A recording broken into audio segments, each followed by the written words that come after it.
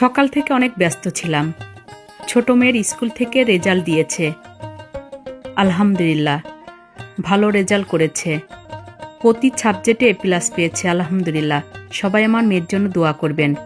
আজকে দুপুরের খাবার অনেক মজার একটি সবজি, ইলিশ মাছ ভাজি, গরম ভাত, আর সঙ্গে থাকবে কাঁচামরিচ। কেমন জমবে! যে সবজি রান্না করেছি আগামীকালকে পুরো রেসিপিটি আপনাদের সঙ্গে শেয়ার করব ইনশাল্লাহ।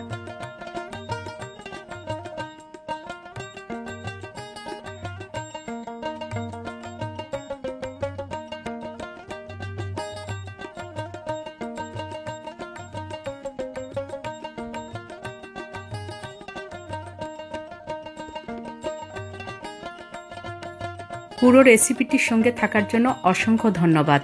সবাইকে শুভ দুপুরের শুভেচ্ছা।